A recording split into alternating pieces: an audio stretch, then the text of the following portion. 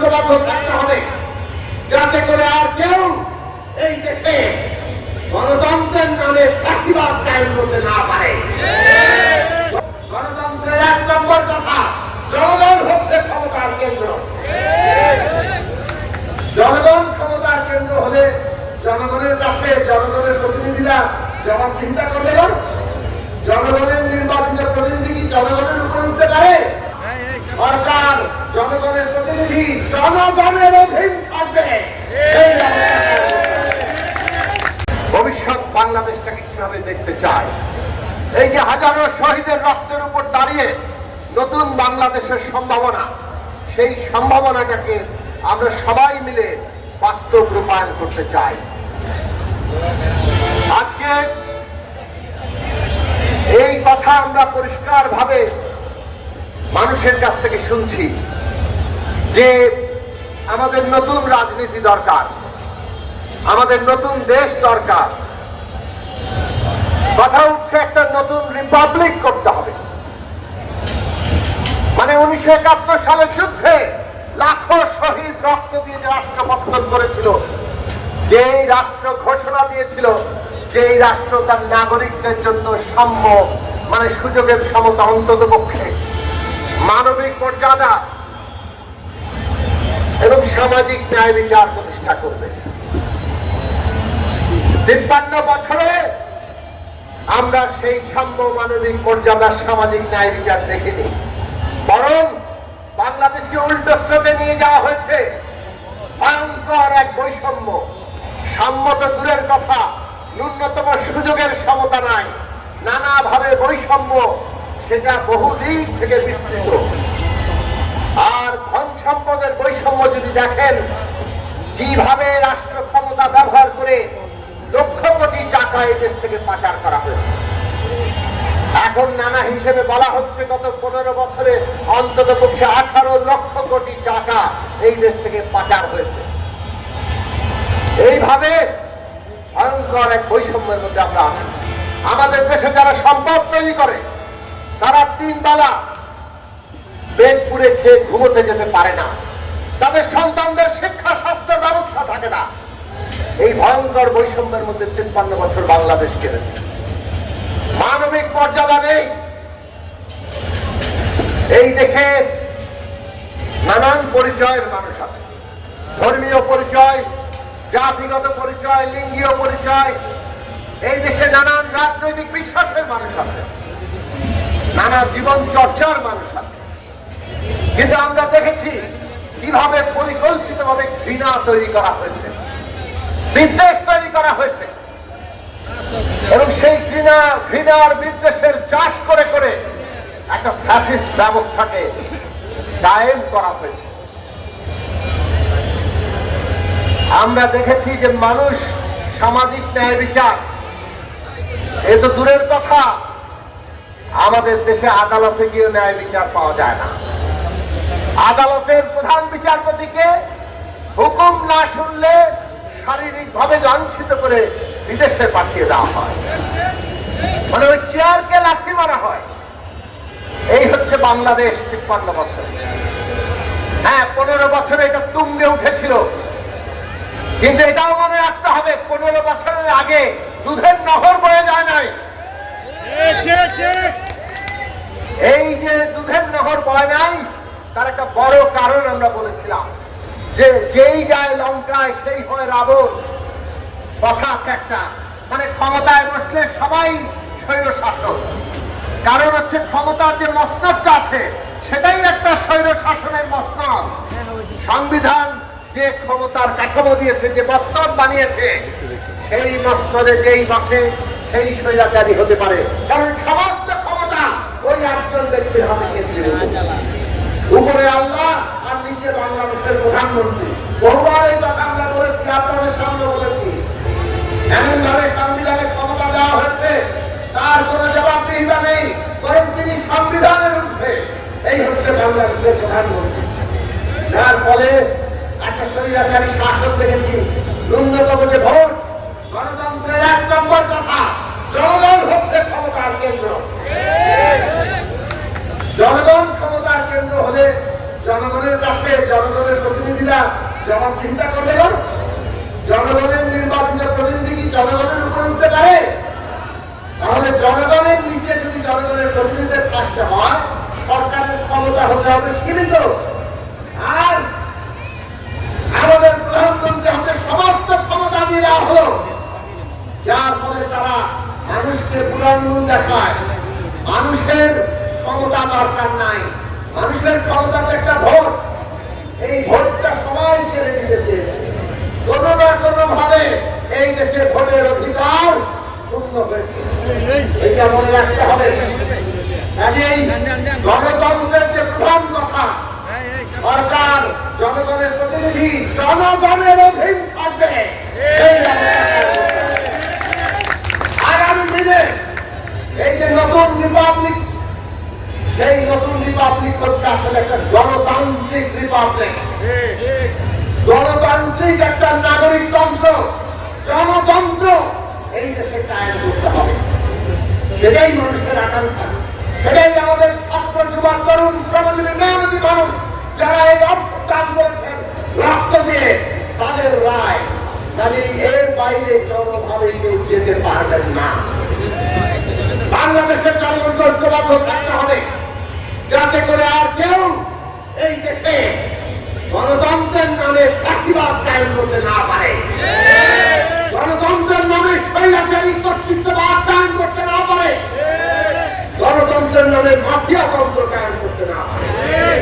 তার জন্য প্রথম শর্ত হচ্ছে ক্ষমতার এবং ভারসাম্য, যাতে করে সরকার জনগণের কাছে জবাবদিহিতা করতে বাধ্য হয়, তার ক্ষমতাকে সীমিত করতে হবে। গণতন্ত্রের 2 নম্বর কথা হচ্ছে পদ্ধতিগতভাবে গণতন্ত্র হচ্ছে সংখ্যাগরিষ্ঠ রাষ্ট্র পরিচালনা করবে। 100টা ভোট আছে, যিনি 51 ভোট পাবেন, মানে সংখ্যায় বেশি পাবেন, তিনি রাষ্ট্র পরিচালনার দায়িত্ব পাবেন। কিন্তু বাকি 49 জন কি করবে? তাদেরকে যা ইচ্ছা তাই করা যাবে? তাদের উপর স্বেচ্ছাচারিতা চালানো যাবে? এই যে বিএনপির অবস্থা দেখেছেন না, কিংবা জামাত কিংবা অন্য রাজনৈতিক দলগুলো, আমাদের অবস্থা তুলনায় আমরা ছোট আকারের দল ছিলাম, আমাদের উপরে অত্যাচার করা হয়েছে, পুলিশের লাঠিচার্জ, মামলা, গ্রেফতার, আমাদের নেতা কর্মীরা ভোগ করেছে। বিএনপির কথা বলছিলাম, লাখো লাখো মামলা, তাদের লাখো লাখো নেতা কর্মীর বিরুদ্ধে ঘুম ঘুম, বাড়িতে ঘুমাতে পারে না। এইটা কি কোনো গণতন্ত্র? বাংলাদেশে আমরা এমন একটা গণতান্ত্রিক ব্যবস্থা চাই, যেখানে সংখ্যাগরিষ্ঠ রাষ্ট্র পরিচালনা করবে, কিন্তু সংখ্যালঘিষ্ঠ তারা যাতে তাদের মর্যাদা অধিকার নিয়ে দেশে বাঁচতে পারে, মাথা উঁচু করে তাদের রাজনৈতিক অধিকার চর্চা করতে পারে এবং সকল নাগরিক অধিকার মর্যাদা লাভ করে। কাজেই এইটা করতে পারবে কিভাবে? এইটা করতে হলে আমাদেরকে অবশ্যই ক্ষমতার ভারসাম্য তৈরি করতে হবে। সরকার হচ্ছে একটা অঙ্গ রাষ্ট্রের, আরো অঙ্গ হচ্ছে সংসদ, আরেকটা গুরুত্বপূর্ণ অঙ্গ হচ্ছে বিচার বিভাগ, এখন আরেকটা গুরুত্বপূর্ণ অঙ্গ হচ্ছে মিডিয়া, গণমাধ্যম। এই সবগুলোর মধ্যে ক্ষমতার ভারসাম্য থাকতে হবে। সরকার তার ভেতরে যত কিছু আছে জবাবদিহিতা করতে হবে। এই যে আমরা বলেছি, 2 বারের বেশি আর কেউ প্রধানমন্ত্রী হতে পারবে না। রাষ্ট্রপতি এবং প্রধানমন্ত্রীর ক্ষমতার ভারসাম্য থাকতে হবে। এই দেশের স্থানীয় সরকার ব্যবস্থাকে শক্তিশালী করতে হবে, স্থানীয় শাসন না, স্থানীয় সরকার। এই দেশে ক্ষমতার বিকেন্দ্রীকরণ করতে হবে, প্রধানমন্ত্রীর ক্ষমতার জবাবদিহিতা আনতে হবে। এই যে সরকারের ভেতরের জবাবদিহিতা আর সরকারের সাথে বিচার বিভাগের ক্ষমতার ভারসাম্য, বিচার বিভাগে কোন নির্বাহী বিভাগ কোন প্রভাব রাখতে পারবে না। বিচার বিভাগ হবে সম্পূর্ণ স্বাধীন। এই কারণে বিচারকদের যে নিয়োগের ব্যবস্থা, তার জন্য সুনির্দিষ্ট আইন করতে হবে এবং নির্বাহী বিভাগের সেটাকে আলাদা করতে হবে। আর নিম্ন আদালতকে সম্পূর্ণভাবে নির্বাহী বিভাগকে আলাদা করতে হবে। এটা হবে বিচার বিভাগের অধীন, সুপ্রিম কোর্টের অধীন, আলাদা একটা সচিবালয়ের অধীন। খালি সরকারের কোন নিয়ন্ত্রণ যাতে বিচার বিভাগে না থাকে। আরেকটা হচ্ছে সংসদ। সংসদে সবই হাত তোলা এমপি, কারণ সংখ্যাগরিষ্ঠতা থাকলেই যে কোনো বিল পাস। আর সংখ্যাগরিষ্ঠতা যার আছে সেই দলনেতা যা বলবে বাকি সব তার দলের সদস্যদের হাত তুলতে হবে, না হলে সদস্যপদ থাকবে না। ভোটে যদি বিপরীতে ভোট দেয় মেম্বারশিপ বাতিল। এই যে 70 অনুচ্ছেদের সংসদ, আমরা বলেছি কেবলমাত্র সরকার গঠন আর বাজেট ছাড়া সমস্ত ক্ষেত্রে, আইনের ক্ষেত্রে 70 অনুচ্ছেদ সংস্কার করতে হবে, যাতে এমপিরা আপনারা যাদেরকে পার্লামেন্টে পাঠান তারা আপনাদের স্বার্থে ওখানে আইন করতে পারে। যদি সরকারের বিরোধিতা করতে হয়, নিজের দলকেও বিরোধিতা করতে হয়, তাহলে যাতে সেটা করতে পারে। সংসদে 2 কক্ষ করতে হবে, যাতে তার মধ্যে একটা ক্ষমতার ভারসাম্য থাকে, এবং সংখ্যানুপাতিক নির্বাচন ব্যবস্থা করতে হবে। 1 ভোট পেয়ে গেল পুরো পাস, পুরো দেশ তার, এইভাবে চলবে না। যাতে সমস্ত জনগণের প্রতিনিধিত্ব পার্লামেন্টে থাকে, তার জন্য সংখ্যানুপাতিক নির্বাচন ব্যবস্থায় যেতে হবে। এইভাবে সরকার, বিচার বিভাগ, সংসদ, তার ভেতরের জবাবদিহিতা আর এই 3টার মধ্যে ক্ষমতার ভারসাম্য, এইটা যদি আমরা প্রতিষ্ঠা করতে পারি তাহলে আপনার আমার নাগরিকের অধিকার নিশ্চিত থাকবে। কোন সরকার আর আপনাকে গলা টিপে ধরতে পারবে না। আর গণমাধ্যমের গলা টিপে ধরা, এইটা শেখ হাসিনা যা দেখিয়ে গেছেন কিভাবে মোসাহেব গণমাধ্যম তৈরি করতে হয়। গণমাধ্যমের লোকজনকে পয়সা দিয়ে, সুবিধা দিয়ে একদল মোসাহেব তৈরি করে পুরো গণমাধ্যমকে তারা গলা টিপে রেখেছিল। ওই কতগুলো মোসাহেব সাংবাদিক যারা সাংবাদিকতা চর্চা করতে চায় তারা তাদের গলা টিপে ধরেছে। এইভাবে আজকে ভয়ঙ্কর একটা পরিস্থিতি তৈরি করা হয়েছে। আমরা গণমাধ্যমকে এমন জায়গায় দেখতে চাই যাতে সমস্ত কিছু যখন নাগরিকের অধিকার কেড়ে নেয় তখন অন্তত গণমাধ্যম সত্য কথাটা বলতে পারবে। এইভাবে গণমাধ্যমের উপর সব ধরনের নিয়ন্ত্রণ বাতিল করতে হয়। গতকাল শুনলাম আইন উপদেষ্টা আসিফ নজরুল বলেছেন সাইবার সিকিউরিটি অ্যাক্ট বাতিল হবে। বহুদিন ধরে আমরা এটার আন্দোলন করেছি। এই cyber security act, digital security act, এই সমস্ত 57 ধারা এর নামে যে হবে 2 লাইন স্টেটাস দিয়েছে ফেসবুকে, রাতের আধারে ক্লাস টেনে ছাত্রদের ধরে নিয়ে যাওয়া হয়েছে ভয় দেখানোর জন্য। সারা দেশে এই ভয়, ভয়ের রাজত্ব আর কেউ যাতে দেখাতে না পারে। আবু সাঈদ বুকে রক্ত নিয়ে ভয়ের রাজত্ব ভেঙে দিয়েছে। আগামী বাংলাদেশে কোনো ভয়ের রাজত্ব আর কেউ তৈরি করতে দেওয়া হবে না। গণতন্ত্রের যে 2 নম্বর কথা, সংখ্যালঘিষ্ঠের অধিকার মর্যাদা, এইটা ক্ষমতার ভারসাম্য জবাবদিহিতার সাথে সম্পর্কিত। আগামী বাংলাদেশে যে নতুন গণতান্ত্রিক রিপাবলিক হবে সেটা হবে একটা গণতান্ত্রিক সংবিধানের উপর দাঁড়িয়ে। আর সেই গণতান্ত্রিক সংবিধানের বৈশিষ্ট্য হচ্ছে এইভাবে জনগণের হাতে অধীন থাকতে হবে। ক্ষমতার কেন্দ্র জনগণ, জনগণের প্রতিনিধিরা জনগণের অধীন থাকবে। আর যারা এই জনগণের প্রতিনিধিদের সংখ্যাগরিষ্ঠ হয়ে রাষ্ট্র পরিচালনা করবে, সরকার গঠন করবে, তারা সংখ্যাগরিষ্ঠের অধিকার মর্যাদা কেড়ে নিতে পারবে না। কিন্তু এখানেও শেষ নয়। আমাদের দেশে আমরা দেখেছি দুনিয়ার বহু গণতান্ত্রিক দেশের উদাহরণ আছে, যে গণতন্ত্রে যদি বৈষম্য থেকে যায় তাহলে কতিপয় লোক লাখো কোটি টাকা বানায়, মহান পরিমাণ সম্পদ শুষে নেয়, তখন তারা নানাভাবে এই রাষ্ট্রটার উপরে নিজের নিয়ন্ত্রণ কায়েম করে, রাষ্ট্রটাকে দখল করে ফেলে, রাষ্ট্রটাকে নিজের সম্পত্তি বানিয়ে ফেলে, আর ক্ষমতা ব্যবহার করে আরো ধন সম্পদ বানাতে থাকে। যেইভাবে শেখ হাসিনা ক্ষমতা ব্যবহার করে কি পরিমাণ সম্পদ এই দেশ থেকে পাচার করেছেন, লুটে নিয়েছেন, বাড়ি বাড়ি তৈরি করেছে তারা টাকা রাখার জন্য। মানুষ থাকে না, টাকার বাড়ি তারা এখানে তৈরি করেছে। আওয়ামী লীগের নেতা, মন্ত্রীরা, এমপিরা, নানাভাবে তাদের সাথে যুক্ত ব্যবসায়ীরা। আজকে বাংলাদেশে আমাদেরকে ন্যূনতম জায়গায় এমন ব্যবস্থা করতে হবে যাতে এইটা এইরকম ভয়ঙ্কর বৈষম্যের দেশ না থাকে। অর্থনীতিতে ন্যায় এবং ইনসাফ কায়েম করতে হবে। যদি মানুষের আয়ের মধ্যে আমরা বৈষম্য ভয়ঙ্কর বৈষম্য থাকে, ন্যায় ইনসাফ না থাকে, তাহলে রাষ্ট্র গণতান্ত্রিক হতে পারবে না। সেই জন্য আমরা বলি আমাদের দেশের প্রত্যেকটি মানুষের শিক্ষা, স্বাস্থ্য, বাসস্থান, অন্ন, বস্ত্র তো বটে, এইগুলো নিশ্চিত করতে হবে। প্রত্যেক নাগরিককে ইউনিভার্সাল হেলথ কার্ড পেতে হবে। রাষ্ট্র তার স্বাস্থ্য সুবিধা দেবে। প্রত্যেক শিশু এই দেশে 12 ক্লাস পর্যন্ত রাষ্ট্রের দায়িত্বে নিশ্চিতভাবে মানসম্পন্ন শিক্ষা পাবে। প্রত্যেকে যাতে তাদের ঘুষ, দুর্নীতি, তদবির ছাড়া আমাদের তরুণরা যোগ্যতা অনুযায়ী চাকরি পায়, তার ব্যবস্থা করতে হবে। প্রত্যেকের জন্য এই দেশে তারা উদ্যোক্তা নানাভাবে নিজেদের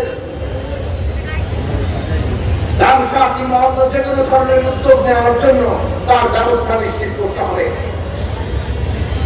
আজকে বাসস্থান নাই এই দেশে বহু মানুষের, আর এরা উন্নয়নের গল্প বলে। এদের অট্টালিকা হয়, বড় বড় পাহাড় হয়, মানুষ ফুটপাতে ঘুমায়। লজ্জা করে না এদের এই উন্নয়নের ডাক দিতে। বাংলাদেশে যদি এই ধরনের উন্নয়ন থাকে, গণতন্ত্র থাকবে না। এই কারণে গণতন্ত্রের গুরুত্বপূর্ণ জায়গা হচ্ছে খালি কতগুলো কিতাব থাকলেই হয় না। গণতন্ত্রের পাহারাদার জনগণের রাজনৈতিক শক্তি, গণমানুষের শক্তি থাকতে হয়। সেই গণমানুষের শক্তি গড়ে তোলার জন্য আজকে আমাদেরকে আবার ভাবতে হবে। জুলাই আগস্টে অভ্যুত্থানে কেন সফল হয়েছে বাংলাদেশের মানুষ? কারণ তারা ঐক্যবদ্ধ হয়েছিল। আজকে ঐক্য ভেঙে যান, তাহলে দেখবেন যে আবার কোনো না কোনোভাবে ফ্যাসিবাদ মাথা চালা দিচ্ছে, এখনই মাথা চালা দিচ্ছে। কাজেই ফ্যাসিবাদ যদি মাথা চালা দিতে না চান পারে, আপনারা যদি ফ্যাসিবাদকে আবার এদেশে না দেখতে চান, তাহলে জনগণের ঐক্যবদ্ধ শক্তি লাগবে। এমন রাজনৈতিক শক্তি লাগবে যারা জনমানুষের স্বার্থ রাখে। সেই রাজনৈতিক শক্তির উত্থান ঘটানো আগামী দিনে বাংলাদেশের গণতন্ত্র রক্ষার জন্য একটা অপরিহার্য ব্যাপার। গণতন্ত্র কারা রক্ষা করবে, কারা পরীক্ষিত শক্তি, সেই শক্তির শক্তি বৃদ্ধি করা জনগণের স্বার্থ রক্ষার জন্য জরুরি। আমরা সেই জন্য আহ্বান জানাই। গণতন্ত্র একটা সার্বক্ষণিক চর্চার ব্যাপার, সুরক্ষার ব্যাপার, পাহারা দেওয়ার ব্যাপার। কাজেই জনগণকে পাহারাদারি জায়গা থাকতে হবে। আর তার জন্য দরকার জনগণের প্রতিনিধিত্বকারী, তার স্বার্থের রাজনৈতিক দল। আমরা বলি জনসংহতি আন্দোলন এই দেশের জনমানুষের স্বার্থের রাজনৈতিক দল। আমরা সেই দল গড়ে তোলার চেষ্টা করছি। আসুন ঐক্যবদ্ধ হই। আমরা রাজনৈতিক নতুন বন্দোবস্ত চাই। গত 5 বছর ধরে আপনারা অনেকেই দেখেছেন, আমরা আমাদের বক্তব্যের টেলিভিশনের টক শোতে বলেছি, বিদ্যমান বন্দোবস্ত ফ্যাসিস্ট, বিদ্যমান বন্দোবস্ত কর্তৃত্ববাদী। এই বন্দোবস্ত আমাদের দেশের জনগণকে হত্যা করে। এই বন্দোবস্ত ঘৃণা ছড়ায়। এই বন্দোবস্ত দিয়ে বাংলাদেশ আর এগোতে পারবে না। আমাদের নতুন রাজনৈতিক বন্দোবস্ত লাগবে। আজকে আমাদের জন্য আশার কথা, আমাদের হাজারো লাখ ছাত্র তরুণরা তারা এখন বলছে এই দেশে নতুন রাজনৈতিক বন্দোবস্ত লাগবে। আজকে অন্তর্বর্তী সরকার বলছেন নতুন রাজনৈতিক বন্দোবস্ত যাবে। সেই বন্দোবস্ত কি? গণতান্ত্রিক বন্দোবস্ত। আর একটা গণতান্ত্রিক বন্দোবস্তে এই দেশের রাষ্ট্রে, এই দেশের বন্দোবস্তে বাংলাদেশের 18 কোটি মানুষ, তারা কে? তারা প্রত্যেকে এক একজন নাগরিক।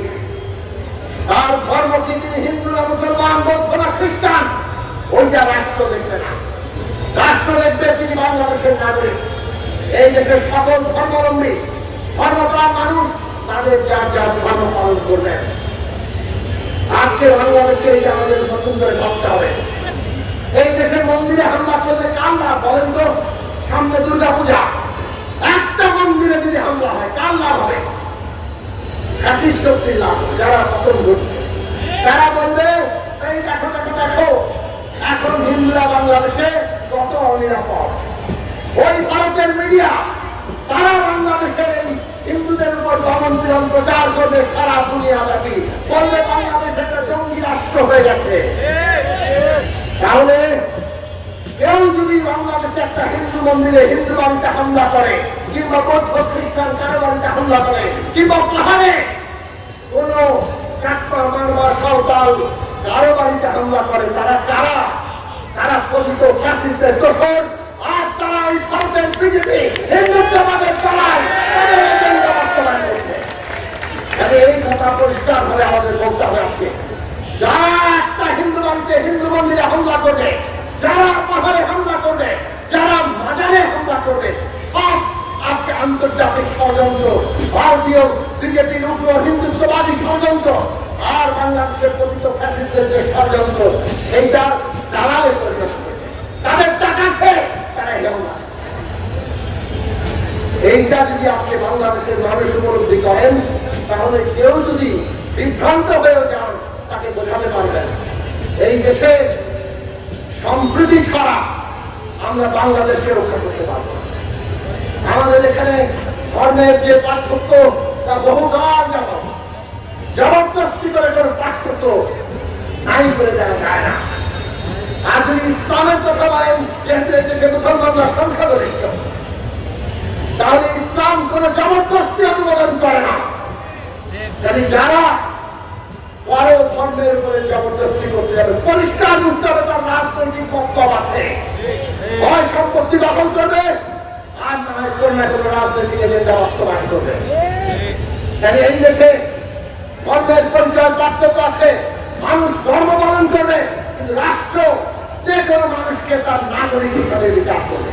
সেইটা জাতিগত পার্থক্যের ক্ষেত্রে বাঙালি, পাহাড়ি, চাকমা, মারমা, সাঁওতাল, ওরাও, হিন্দি, বাংলাদেশের বাঙালির বাইরে আরো 70টি জাতি আছে। তাদের নাগরিকদের সংখ্যা নাই হোক, প্রত্যেকের মর্যাদা অধিকার আমার আপনার থেকে কোনো অংশে কম নয়। এই জায়গা আমাদের প্রতিষ্ঠা করতে হবে। এই দেশে আজকে নারীর উপর হয়রানি হচ্ছে। আরে বলেন তো, গত আন্দোলনে যদি এই আমাদের নারী ছাত্ররা, মেয়েরা যদি অংশ না নিত, এই সরকার এইভাবে পায়ের তলার মাটি কেটে উঠত না।